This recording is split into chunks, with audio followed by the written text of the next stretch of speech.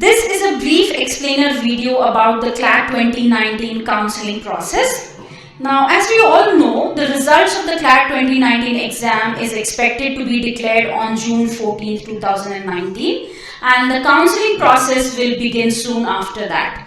Now, the CLAT counseling process, as we know, is a centralized and online process, right? So, it usually begins about 1 week after the results are declared. That is the first list, that is the first seat allocation list is usually released after about 1 week from the date when the results are declared. I mean, that's what has been happening in the past few years, so we might expect the same to happen this year also. Again, as in the previous few years, we believe 3 allotment lists is what will be released this year as well. Although there have been some years in the past where there were 4 lists also released, but going by the trends of the last couple of years, we believe that this year also there will be 3 lists that will be released for sure. Now let us go ahead and understand this entire counseling process and see what you need to do from your side to be able to participate in the same. So like I said, the first thing, probably after about a few days to 1 week after the declaration of the results and the merit list, the first seat allotment list will be released, that will be declared. Now this will have the names of all students who have been allotted a seat in all the different NLUs in the first list itself. Now this allotment of seat, as we all know, happens on a merit cum preference basis, right? That is, it will be based on your CLAT rank, as well as it will depend on the order of preference of NLUs that you had given at the time of the application, right? So it is a merit cum preference based list that is generated. Now, once this list is out, all those candidates who have been allotted an NLU in this list need to pay an amount of 50,000 rupees as counseling fees. Right? Understand, now this is not some extra fees that you're paying. This is just a part of your total admission fees that you're just paying in advance. Meaning this 50,000 will be adjusted later in your admission fees, final admission fees, that is, right? So to participate in the counseling process, you need to submit or you need to pay this 50,000 rupees within the given day's time, right? Anyone who fails to do so will lose their seat from the NLU that has been allotted to them, and your name will be dropped out from any of the subsequent merit lists as well, right? So be very careful and ensure that you pay this amount of 50,000 in case your name is there in the first list. Now, after this, you will have an option to either lock or confirm or shift your seat, which I'll explain a little later about the different options that you will get. We'll see to it a little later. Now, once the first allotment list is done and the fee payment dates are over, a second allotment list will be released. Now, this will have the name of all the students who have secured their place by paying the 50,000 fees in the first round. At the same time, it will have the names of some additional students also. It is possible that some of the students may not have paid the 50,000 amount in the first round. So those names will get dropped out from the list and new names will get added in their place, right? So all those whose names have appeared for the first time in the second merit list now have to pay that same 50,000 amount as counseling fees. Again, understand, those who have already paid the fees in the first round need not pay it again. It's only for those whose names have appeared in the second list for the first time. Right? Now again, usually, like I said, there are 3 lists that are generated, and going by that logic, at the end of the second allotment list, meaning at the end of these 4 or 5 days duration, you have an option to withdraw from the counseling process. Right? Meaning, in case you no longer wish to participate in the counseling or no longer want to take an admission into any of the NLUs, you have an option to withdraw from the process. At this stage, if you withdraw, you will get a refund of your counseling fees. I think some 10,000 rupees or something will be deducted and the remaining will be refunded to you. But in case you choose to continue after this stage, then you will not be able to withdraw from the process. Meaning, if you don't take admission into any NLU after this stage, you will not get that 50,000 back. That is what it means by last day to withdraw. Again, like I said, usually when there are 3 lists, the last day to withdraw is given after or at the end of the second allotment list, right? So this year also, let's see if there is any change that happens. We'll keep you posted about that. Finally, after all the fee payment dates for the second list is also done, a third and most probably the final allotment list is also generated. Now this list has names of the students who have secured their seats by paying the fees in the first allotment list as well as the second allotment list. And it might also have some additional names. Obviously, some seats might have opened up at the end of the second allotment list also. If students have not paid their fees, then those seats which are now left off will be allotted to new candidates.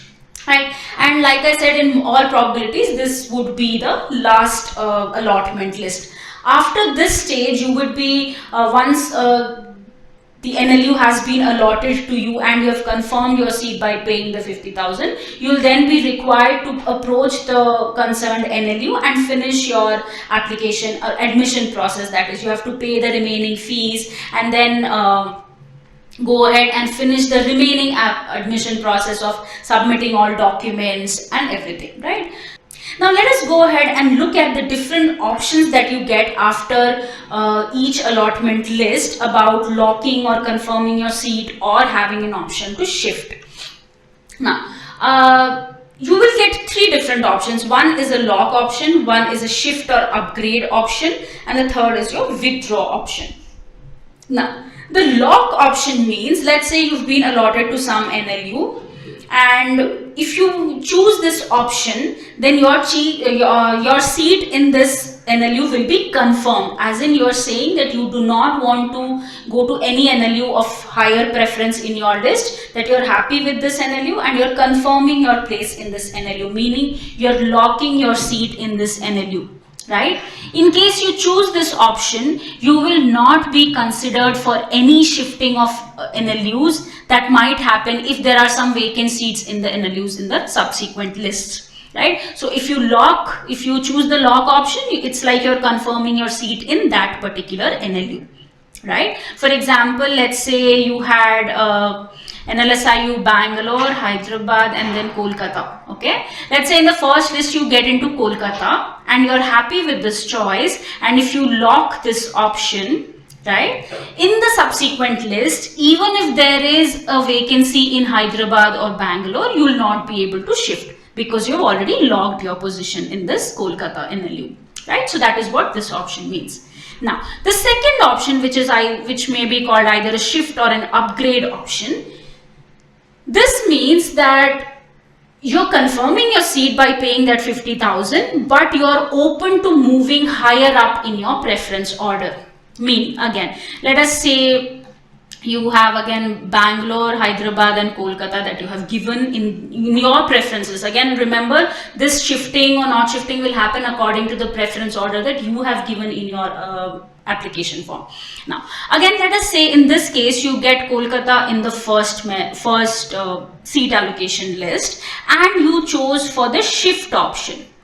Right? Now, in the second list, in case it happens that few seats in Hyderabad, few students did not pay the fees, or for whatever reason, some seats get opened up and your name gets shifted to Hyderabad, meaning you are leaving a chance open for this. The minute you choose a shift option, meaning you're open to moving higher up in the order of NLUs, right? But what we need to remember here is, in case you choose the shift option and you do get a college of higher preference, you can't then come back again. Meaning, after choosing the shift option, by chance in the second list, if you do get allotted to Hyderabad, Nalsar Hyderabad that is, at that point you can't expect to come back again and ask for a seat back in NUJS Kolkata. Again, that downward shift is not possible. Remember, at any stage, downward shift in your preference list is not at all possible. So shift is only to enable you to move higher up in your preference list. That is something you need to understand very clearly. So choose your lock or shift option very, very carefully. Right? The last one, that is the withdraw option. Now, this could happen in one of two ways. If you are allocated an NLU in any of the lists and you do not pay the 50,000 counseling fees, then your name is automatically withdrawn from the list. So that is one way of withdrawing from the list. The second way, like I said, is at the end of the second merit list announcement, a specified date is given before which you are given an option to withdraw from the process, right? Meaning, in case you wish to not participate in the CLAT counseling process anymore, you can then choose this withdraw option, and then you will get some amount of your 50,000 counseling fees back. Again, once this date is done, once this date is crossed, you will not have the option to withdraw anymore, and you, in case you do not take admission into any of the NLUs, you will lose that 50,000 that you had paid initially. Clear? So like I said, once the process starts, go ahead and look at all the instructions carefully, look through the website carefully and see what are the instructions given. Choose your log or shift option very, very carefully. Check the dates very carefully and ensure that you pay the fees in the right time, right? Now, as I said, the third list most probably would be the last list, and after which the online CLAT 2019 counseling process will close and students will be asked to go to the respective NLU and finish their admission process. Now, sometimes even after this, some vacant seats might be left in some of the NLUs. So at that stage, it is the respective NLUs that take up the process of filling up these vacant seats. It is no longer the CLAT office that does this. It is the respective NLUs which will release notification to fill in their vacant seats. AbhyaasLawPrep team will be there to support you throughout the counseling process of CLAT 2019. So feel free to get in touch with us with any of your doubts and queries. We will also keep you posted with any new information or update as and when it gets released on the official CLAT website. Thank you guys. Have a nice day.